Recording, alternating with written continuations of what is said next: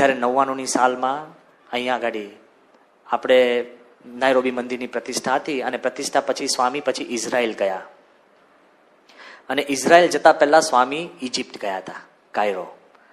એટલે અમે નાયરોબીમાંથી પ્લેનમાં ચડ્યા, અને પ્લેન કેવો હતું, it was a very horrible hour. ઘણી વાર પ્લેન 11:30 કે 12:15 હોય ને, એટલે તમે ચઢો એટલે ઊંઘ ભરાયેલી હોય, પ્લેનમાં બરાબર ઊંઘની હરકત આવે નહીં, અને પછી જ્યારે તમે ઉતરો તોય ઊંઘ કાચી હોય, એટલે આખો દિવસ સુવો તોય તમે એમ કહો બરાબર ઊંઘ્યો નહીં, આખી તમારો આખો 24 hours બગડે. એટલે ઇમેજિન જે ફ્લાઇટ હતી ને, it was such a horrible hour, about 11:45 or 11:30.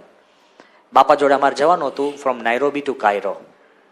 અમે જેવા પ્લેનમાં ચડ્યા ને, નાનું પ્લેન હતું, થ્રી સીટ્સ વચમાં આઇલ, એટલે window seat isle, window seat એવી રીતના. આગલું જે સેક્શન હતું એમાં 18 સીટો હશે, અને 18માંથી 17 આપણી. ઓકે, એમાં એક બિચારો ધોળ્યો આગળ બેઠો હતો, એકલો અટુલો. હવે કેવું છે કે નંબર ગેમ બહુ ડેન્જરસ છે. એક સામટા આપણા બધા 10-15 સાધુઓ ચડે ધડ કરતા, અને આપણે તો શરૂ થઈ જાય ઉપર આ મૂકે ને આ મૂકે, પેલો રૂમાલ કાઢે ને આ કરે, પાક કાઢે ને 2 વસ્તુ પડે ને, સમજી ગયા? એટલે બધું ગોઠવવા માંડ્યા. એમાં તો હરિભક્તોની લાઈન શરૂ થઈ જાય, બાપાને પગે લાગવાની, ધડ. બધાને લાગે કે આ બધું ડિસ્ટર્બ થઈ જાય. આપણી માટે તો ઓર્ડર છે, પણ બીજા વાળા માટે બધું ડિસ્ટર્બ થઈ જાય. અને હી ફેલ સો લોનલી, એકદમ એકલા. અને હું મારી સીટ એમની બાજુમાં, આ બાજુ વિન્ડોમાં કૃષ્ણ વલ્લભ સ્વામી, પછી હું અને પેલા દોડ્યો, પેલી બાજુ વિન્ડોમાં બાપા, એક સીટ ખાલી અને ધર્મચંદ સ્વામી, બીજા બધા ગોઠવાઈ ગયા. જો આઉટ નંબરિંગમાં શું પરિસ્થિતિ થાય છે, તમે કોઈ વાર ઉત્તરાખંડ ગયા હોય ને, ઉત્તરાખંડ એટલે કેદારનાથ, બદ્રીનાથ, યમનોત્રી, ગંગોત્રી. અમે 87માં યમનોત્રી, ગંગોત્રી બધા 4 ધામ ગયા હતા. હવે તમારે યમનોત્રી જવાનું તો નીચે એક ગામડામાં ઉતરવાનું હોય, શયાના ચટ્ટી કે હનુમાન ચટ્ટી એવા નામ હોય ગામના. અને અમે શિયાના ચટ્ટી, હનુમાન ચટ્ટી ગયા, સંતો ગયા બધા બાપા જોડે. એ ગામની પોપ્યુલેશન 200 અને અમે 450.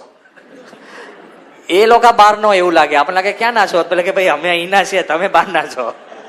હવે બધા ધોતિયા સૂકવી દીધા હોય ને, અને પેલા લોકો આપણને પૂછ્યું, ખબર પડી ને, આઉટ નંબરિંગ.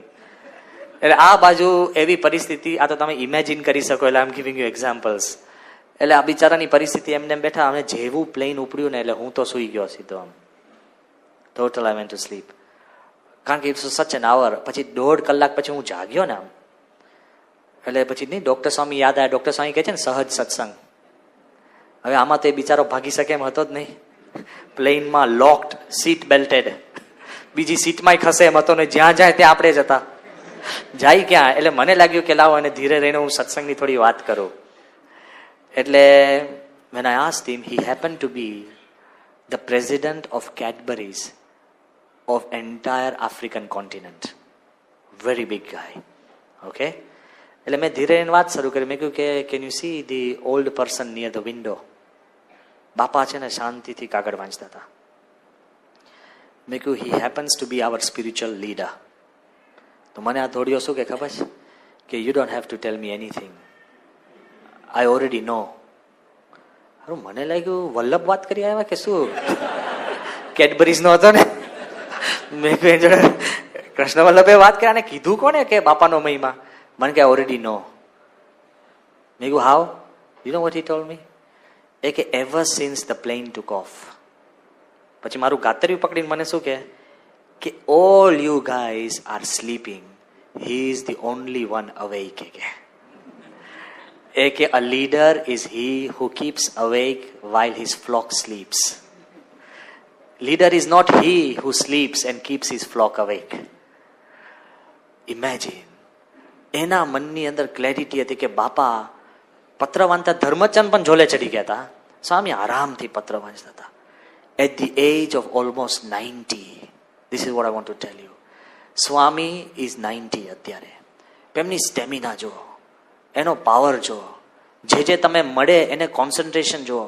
તમે જૂની વાત કરી હોય ને તો તમારો ધંધો પણ યાદ રાખે ને તમે શું પત્ર લખ્યું છે એ પણ યાદ રાખે, because he loves you and me.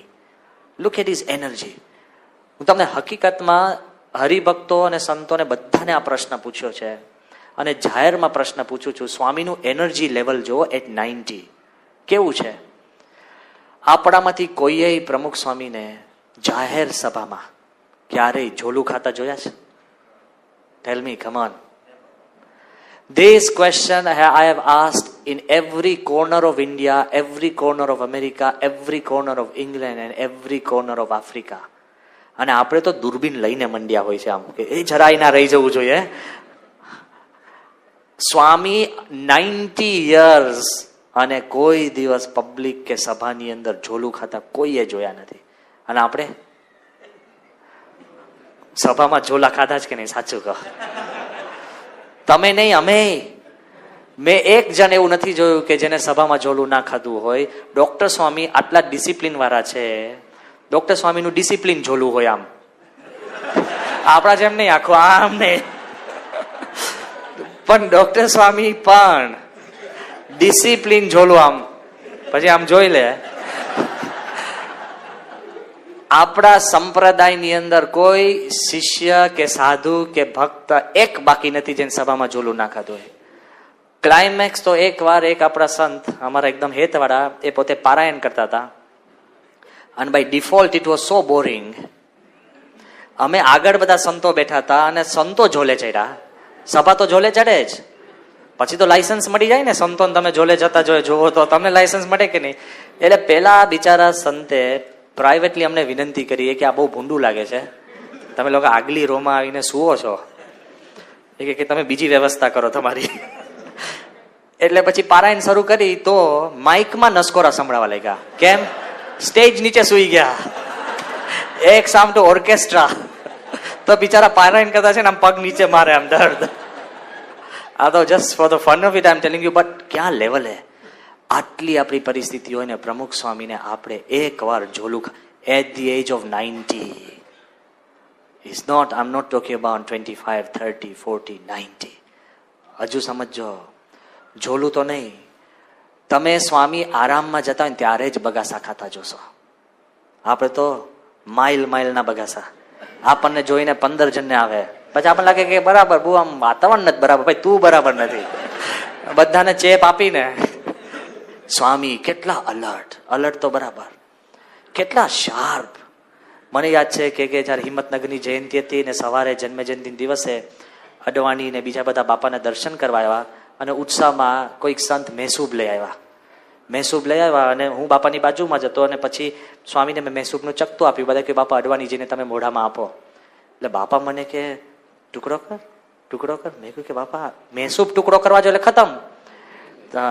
તો મેં કહ્યું બાપા, સાંઈ કે ટુકડો કર. મેં કહ્યું બાપા ચાલશે. સાંઈ કે એમનું મોઢું નાનું છે એટલે કે પ્રમુખ સ્વામી તમને પીરસશે ને તમારી ભૂખ જોઈને નહીં, તમારું મોઢું નાનું હોય ને તો નાના ટુકડા કરીને પીરસે એવા છે. What a difference. So fine tune કરીને આવે, કેટલા શાર્પ એટ ધીસ એજ. આપણે તો આવડો મોટો લાડવો ફટાક દઈને ફટકાર દઈએ કે હવે બંધ જ રહે.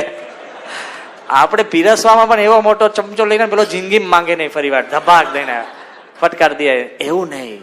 લુક એટ બાપા, કેટલું બધું. હવે હું વાત કરું છું, યુ વોન્ટ બિલીવ ઇટ, પણ જયારે આ વોટર શો ચાલતો હતો, વોટર શો વખતે આવર બિગેસ્ટ ચેલેન્જ વોઝ, હવે આ બધી ખાનગી વાત જ હું તમને, ધેર ઇઝ નથિંગ ખાનગી, આ એકદમ ઘરનું મંડળ છે. એટલે વોટર શો વખતે અમારે બાપાની મૂર્તિ વોટર શો ની અંદર વચમાં લાવવાની હતી, પણ કયો ઇમેજ લાવીએ? યોગીચંદ સ્વામી જોડે અમે વાત કરી કે સ્વામી તમે છેલ્લા 2 વર્ષની અંદર જે ફોટા પાડ્યા હોય એમાંથી સારા ફોટા દેશ પરદેશના હોય અમને આપો, વી વિલ સિલેક્ટ. એટલે સિલેક્શનમાં કોણ બેઠું? ઈશ્વર સ્વામી, આનંદ સ્વામી, ભક્તિનંદન સ્વામી, શ્રીજી સ્વરૂપ સ્વામી, વિશ્વયારી સ્વામી, યોગીચંદ સ્વામી અને હું. અને વી વર જસ્ટ ગોઈંગ થ્રુ બાપાના બધા ઇમેજીસ, બધા જ સારા છે. ફટ. એમાં એક ઇમેજ જે બધાને ગમ્યો એક જ સેકન્ડે, ઓહ બાપા really looks fresh and great. અને યોગીચંદ ખડખડાટ હસવા લાગ્યા. મેં કહ્યું યાર કેમ હસો છો? મને કે કહું? મેં કહ્યું શું? કે આ જે ફોટો પાડ્યો છે ને એ ગ્રહણની રાતનો ફોટો છે. ગ્રહણ વખતે આપણે 2 વાગે જાગીને બેસવાનું હોય ને, મોતિયા મરી જાય. આંખો તો 2 ટનના વજન લટકાયા હોય ને, આમ પાછળ વાળા એ સજાગરીને તમને ગોદા મારવા પડે. એક ગ્રહણ એવું નથી કે આપણે ખેંચી ન હોય ચાલુ સભામાં. અને બાપાનો જે ફોટો અમને ગમ્યો ને was on the time of ગ્રહણ. ધ ફ્રેશનેસ 90 ફિટ રાખજો, હું એમ કહું છું. At this age, at this time, the freshness on his face. એ તો હજુ બરાબર છે. બોચાસનમાં સ્વામીની ગયા વખતે જ્યારે જન્મ જયંતિ ઉજવાઈ બોચાસનમાં, એ દિવસ પછી સ્વામી રૂમમાં વોકિંગ કરવા આવ્યા ને એટલે યોગીચંદ સ્વામીએ બાપાને કહ્યું કે બાપા આજે એક વાત તમને કરવી છે. બાપા કે શું? એ કે સ્વામી આટલા વર્ષ સુધી 90 વર્ષ સુધી અમે તમારી સેવામાં છે, તમને ક્યારેય પગમાં ઠેસ નથી વાગી. ઠેસ ખબર પડી ને? ઓકે, ક્યારેય સ્વામીને એ કે એટલા શ્યોર ફૂટેડ છો આપ, જે પગ મૂકે ને શ્યોર ફૂટેડ, ક્યારેય ઠેસ નહીં. અરે આપણે બેડરૂમ ટુ બાથરૂમ બોલો, ખાટલાનો પાયો ઘૂસી જાય કે આપણી જ મૂકેલી બેગ કે બાથરૂમનું બારણું, છેવટે ટબ. અને જો ન થયું હોય ને તો થશે, મારા થયું જ હોય. હું આ પ્રવચન કરીને નીચે ઉતર્યો ને તો મને ત્યાં જ ઠેસ વાગી, ધડ દઈને લે. સ્વામી કેટલા શ્યોર ફૂટેડ. અને સ્વામીનું કઈ વિચરણ બેડરૂમ બાથરૂમ છે? 15,000 ગામડા. નામ તો બોલી જો, 15,000 ગામડા. ઘણા ગામડામાં 2 વાર, 5 વાર, 10 વાર, 50 વાર. અને ગામડામાં એટલે પથરાળ જમીન, કોઈ હિલ ઉપર હોય, કોઈ જમીનમાં, કોઈક નદીમાં. સ્વામીએ રેલવે સ્ટેશન ઉપર, ટ્રેનના પાટા ઉપર દોડ્યા છે બાપા. હાઈવે ઉપર ગાડીઓને ધક્કા માર્યા છે. સ્વામી કઈ આપણી જેમ આપણું વિચરણ કઈ નથી. સ્વામી ઝૂંપડામાં ગયા હોય, ઉપર ગયા હોય, લિફ્ટ વગર, આ તે કેટલું બધું સ્વામી. આ વિચરણની અંદર ઠેસ ન વાગે ને, આપણે તો 1-2 વાર તૂટી જ જાય પગ. કેટલા બધા sure footed, balance of mind, perfect footing. એટલે કદાચ આપણા જીવનના જે નિર્ણય લે ને એ પરફેક્ટ હોય.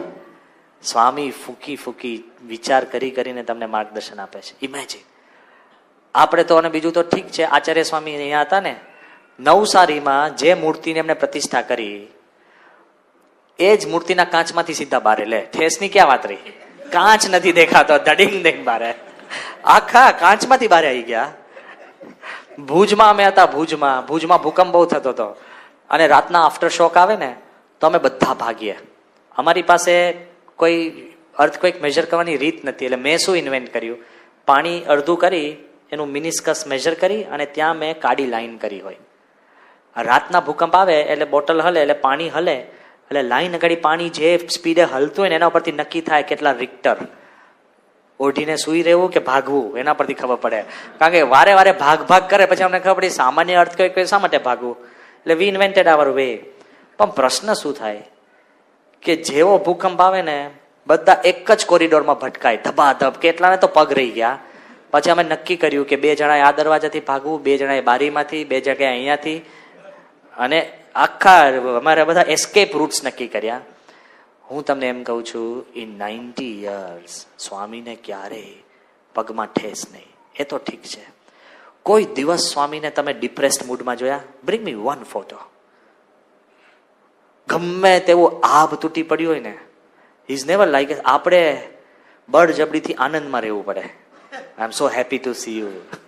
અને સ્વામી તમને જોવે ને આમ ખિલખિલાટ. I have never seen him in a depressed mood, never. But the climax, આ જ વખત હું અમેરિકા હતો ને, અહીંયા હું લાવ્યો નથી, કદાચ કાલે I can show you tomorrow, કાલે સભામાં. પણ મેં એક યુવકને સોંપ્યું કે તું વેબસાઇટ ઉપરથી 90 year oldના બધા ફોટા લાવ. કોઈ એક્ટર હોય, કોઈ મોટો સેલિબ્રિટી હોય, કોઈ મોટો રાઇટર હોય, બધાના લઈ આવ. અને બધાના ફોટા જે મૂક્યા અને એમાં 90 year old જેવો બાપાનો ફોટો આવે ને, I have to tell you, આપણે આ બહુ વાત નથી કરતા, he is dam good looking. છે કે નહીં? ત્યારે સ્વામીના મુખારવિંદ સામે તમે જુઓ ને તો you feel, you want to look at him. At 90 એક કરચલી નહીં યાર. એ આપણી જેમ કે બોટોક્સના ઇન્જેક્શન નથી લેતા. કોઈ દિવસ સાબુ નહીં, સમજાય છે? કોઈ દિવસ આપણે તો ગમે તેટલો મેકઅપ મૂકીએ ને, સ્ટ્રક્ચર જ બેકાર હોય તો શું કામનું? સ્વામી કાંઈ જ નહીં, nothing at all. But look at him. જે આનંદ છે, જે જોય છે, ધ ફેસ છે સ્વામીનો. I am telling you the truth. આપણને જે ગુરુ પ્રાપ્ત થયા છે કંઈક જુદા છે. His energy level is different and the way he works at 90.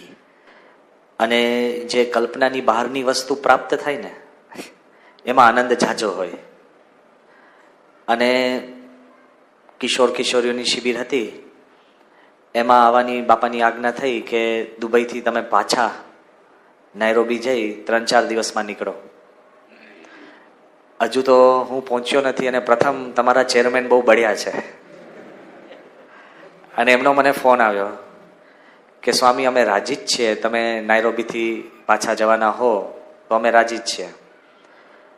મને કે જો તમે નાયરોબીની બહાર નીકળ્યા તો અમારે ત્યાં તમારે આવવાનું છે. અને અતિ ઉદાર દિલે એમણે એ પણ વાત કરી કે તમે બાપાને પૂછજો, કંપાલા માટે ભીખુભાઈ આગ્રહ કર્યો હશે એટલે બાપાનો મને ફોન આવ્યો અને કહ્યું કે તમે કંપાલા જજો, ઉત્સવ છે એના માટે. મેં બાપાને કીધું, મેં કહ્યું બાપા આમાં ધેર ઇઝ એન એટેચમેન્ટ, કે જો કંપાલા જવાનું થાય અને હજુ હું પૂરું કરું ને બાપા કે તો સુભાષને ત્યાં દારેસલામ જઈ આવજો. એટલે એટલું હેતપ્રીત એમને સ્વામી સાથે છે. અને આજે મારે કોઈ વિશેષ નવી વાત નથી કરવાની. પવિત્ર શ્રાવણ માસની શરૂઆત છે અને શ્રાવણ માસ દરમિયાન આપણે હરિલામૃત કે વચનામૃત કે સ્વામીની વાતોની પારાયણ થતી હોય છે. જેમ આપને અહીંયા આગળ આ દારેસલામનું આખું આપણું સંસ્કાર ધામ હરિમંદિર છે, ચાલુ આરતીમાં જ મર્યાદા મૂકીને મેં પૂજ્ય વિશ્વ સ્વરૂપ સ્વામીને વાત કરી. મેં કહ્યું કે ભારતમાં 1-2 સંતો જો ધ્યાનમાં ચડી ગયા હોય અને ભગવાનની કૃપાથી સીધા જ ત્યાંના મંદિરમાંથી અહીંયા દારેસલામ જો પ્રગટ થાય તો આ વાતાવરણ એટલું બધું ભક્તિમય છે કે એવું લાગે જ નહીં કે તમે ભારતની બહાર હો. You have been able to create an India in the terms of spirituality here. તો વિશ્વ સ્વરૂપ સ્વામીએ જરાક સુધાર્યું મને કે આપણે ત્યાંય હરિમંદિરમાં ઘણીવાર આટલી ભક્તિ આપણને જોવા મળતી નથી. તો જ્યાં મહારાજ પ્રગટ છે અને જ્યાં મૂર્તિઓમાં આપણા ગુરુ પરંપરા પ્રગટ છે ત્યાં સત્સંગની ભર જોવાની છે. તો મને એક પ્રસંગ યાદ આવે છે કે અમદાવાદની અંદર અમારે શ્રાવણ માસ દરમિયાન, જેમાં એક સંસ્કાર ધામ ને હરિમંદિર કહેવાય, એવા પૂજ્ય સત્સંગી જીવન સ્વામીની કૃપાથી 44 હરિમંદિરો છે. 44 અમદાવાદ ખાતે જ ખાલી. દારેસલામમાં તમારે પરા સભાની અંદર હોય ને 1, 2, 3 એવી રીતના. પણ હું તમને આ કઈ આંકડાથી અભિભૂત કરવા માટે હું વાત નથી કરતો, પણ અમુક સંસ્કાર ધામની અંદર સભા લગભગ 2-2.5 હજાર, અમુકમાં 15,000, એવરેજ લગભગ 800-900. અને જે નબળામાં નબળું મંડળ છે, એટલે ભક્તિની લીધે નહીં, સંખ્યાની પ્રમાણે એ આપણું મીઠાખડી મંડળ, ત્યાંય પારાયણમાં લગભગ 300 હરિભક્તો ભેગા થતા હોય. પણ જ્યારે પારાયણ આવે ને ત્યારે સંતો હરિલામૃતની કથા કરવા જાય. અને અમદાવાદ વિભાગમાં સંત નિર્દેશક તરીકે મારી સેવા છે. એટલે કયા સંત ક્યાં જાય, કયા વિસ્તારમાં જાય એની ગોઠવણી કરવાની હોય. તો એકવાર રખિયાલ વિસ્તારના હરિભક્તો મારી પાસે આવ્યા અને મને બહુ વિનંતીથી, વિવેકથી મને કહ્યું, મને કે બ્રહ્મવિહારી સ્વામી, મેં કીધું શું? એ કે સ્વામી આ વખતે સંતો અમારા વિસ્તારમાં આવે. મેં કહ્યું બરાબર. એ કે કૃપા કરીને એમને વિનંતી કરજો કે હરિલામૃતમાંથી પ્રેમજી વાણિયાનું આખ્યાન ન કરે. એટલે મેં કીધું કેમ? એ કે છેલ્લા 6 વર્ષથી પ્રેમજી વાણિયાનું જ આખ્યાન ચાલ્યું આવે છે. એટલે મેં તપાસ કરી અને જોયું તો રખિયાલ વિસ્તારમાં પૂજ્ય બ્રહ્મપ્રકાશ સ્વામી જવાના હતા અને છેલ્લા 6 વર્ષથી બ્રહ્મપ્રકાશ સ્વામી જ જતા હતા. એટલે મેં બ્રહ્મપ્રકાશ સ્વામીને બોલાવ્યા. વડીલ છે, બુદ્ધિશાળી છે, રમૂજી છે, બાપા સાથે હેતવાળા છે. ઘણી બધી બાબતોમાં હું એમનું માર્ગદર્શન માંગુ છું. પણ મેં કીધું બ્રહ્મ, તે કે બોલ. મેં કહ્યું કે તમે રખિયાલમાં પારાયણ કરવા જવાના છો? એ કે હા. મેં કહ્યું આખ્યાન કયું લેવાના? તે કે પ્રેમજી વાણિયો. મેં કહ્યું યાર દયા કરો. મેં કે કેમ? મેં કહ્યું હરિભક્તોની ફરિયાદ છે કે છેલ્લા 6 વર્ષથી એકનું એક આખ્યાન તમે લો છો, એ ફરિયાદ છે. તો એ કે છેલ્લા 6 વર્ષથી એના એ જ હરિભક્તો હોય છે, હું ફરિયાદ કરું છું? જો સમજી રાખજો, તમે એના એ, અમે એના એ, અને વાત પણ એની એ. જેમ યોગી બાપા કહેતા કે યહી ચને કી દાલ, યહી ચને કી રોટી, જબ ખાएगा તબ ભૂખ જાएगा. I don't want to tell you anything new, but just as Lord Buddha has said that better than speaking 1,000 words, speak one good word 1,000 times.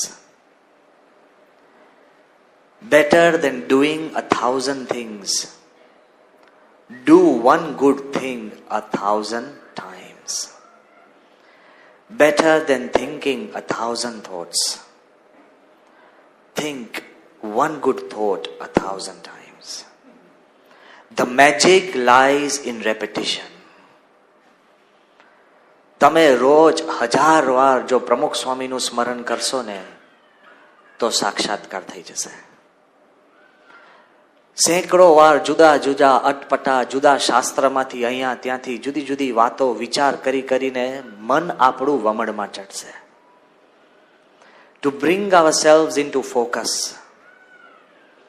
એક વાત નક્કી છે જ, આ બિલ્ડિંગની અંદર માઇલો ને માઇલો વાયર હોય ને, બટ જ્યાં સોકેટ હોય ને ત્યાં જ કરંટ આવે. એમ તમને આ દુનિયાની અંદર શાસ્ત્રોની, સમાગમની, સત્સંગની એવી સેંકડો વાતો, લાખો કરોડો વાતો થતી હશે, પણ જ્યાં ભગવાન પ્રગટ હોય ને ત્યાં જ તમને એનર્જી આવે છે. એટલે આજે મારે આપની આગળ બીજી કોઈ નવી વાત નથી કરવી. It's the same thing, but all I have come to ask you is to think about the same thing in a different way. આપણે આ બધા જ ભેગા થયા છે, બધા પાસે જુદી શક્તિ છે, તાકાત છે, વિચારવાની કંઈક રીત છે. એ બધાની અંદર જો આપણું તદ્દન ફોકસ પ્રગટ ગુરુ હરિ પ્રમુખ સ્વામીમાં થાય ને, if we get to know him better, તો આપણા તમામ પ્રશ્નોનો સાર એ જવાબ આપી શકે એમ છે. It's a fact. જેને પ્રગટ જોડે જોડાણ કે કનેક્શન છે ને, એને જ સત્સંગમાં કંઈ પ્રાપ્ત થાય છે. અને નવી કોઈ વાત નથી. It's the same thing. કેમ કે આપણા પ્રશ્ન બદલાય તો વાત બદલાય ને. તમને મેલેરિયા થાય તો કઈ દવા આપે? ક્લોરોક્વિન કે ક્વિનાઇન. બીજી વાર મેલેરિયા થાય તો કઈ આપે? ત્રીજી વાર થાય તો એ શું આપે? દવા કઈ આપે? બદલે? ભાઈ તમારો રોગ બદલાતો નથી તો દવાઈ ના બદલાય. એમ આપણે કામ, ક્રોધ, લોભ ચાલુ હોય ને તો વાત એની એ જ થવાની. Because until we change, there shall be no change. The critical part is, can we change? And if we change the way we think about Bapa, તો આપણને અંતરની અંદર પ્રાપ્તિ થશે કે સ્વામી જે આપણને મળવા માંગે, કહેવા માંગે, જે આપણને સાર સમજાવવા માંગે છે, એ સત્સંગની અંદર આપણને પ્રાપ્ત થતો હશે. સ્વામીનું કેવું છે કે ઘણી વાર આપણે સ્વામીનો વિચાર કરીએ ને, ત્યારે તદ્દન બહારના માણસ આવીને આપણને સ્વામીના મહિમાની વાત કરતા જાય છે. આ વખતે જ્યારે વોટર શોની ઉદ્ઘાટન થયું અને જે વોટર શોમાં ગાંધીનગરમાં હાજર હતા ને, એને એક અહેસાસ થયો કે સ્વામી આપણી સંસ્થાને ક્યાંથી ક્યાં મૂકી દીધી. The level of perfection, elevation, he is taking the સંસ્થા a notch higher. આપણને ગમે કે ન ગમે, ફાવે કે ન ફાવે, એટલા બધા નાના મોટા કાર્યો આપણા દ્વારા પ્રેરણા આપીને સ્વામી કરાવે છે કે વી ફાઇન્ડ આઉટ કે સત્પુરુષની આપણી સંસ્થાને ક્યાં મૂકવી છે, શાસ્ત્રી મહારાજની સંસ્થાન. તો સ્વામી પાસે ગુજરાતના સ્પીકર અશોક ભટ્ટ સાહેબ આવ્યા અને સ્વામી રૂમમાં બેઠા હતા અને વોટર શોનું ઉદ્ઘાટન થઈ ગયા પછી બધાએ જોયું, આ તે કરીને બધા જ્યારે પાછા આવ્યા અને તે વખતે સ્વામી પાસે આવીને બેઠા. હવે ઘણી વાર કોઈ પોલિટિશિયન હોય તો સભાની અંદર ઘણી બધી વાતો કરે, કારણ કે એના ફોકસની અંદર સભા હોય છે.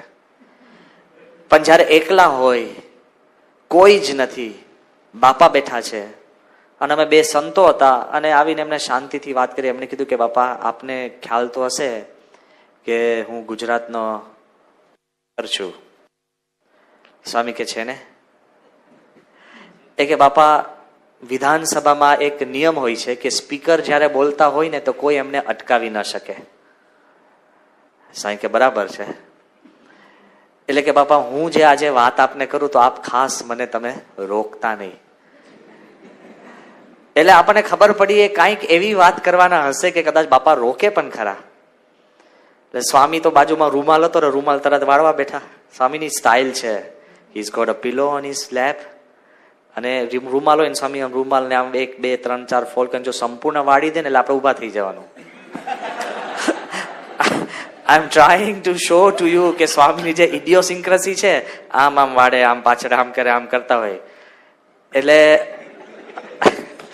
અશોક ભટ્ટ સાહેબે બાપાને કહ્યું કે બાપા, કે હું પહેલી વાર મારો અંતરનો વિચાર આપની આગળ પ્રગટ કરું છું.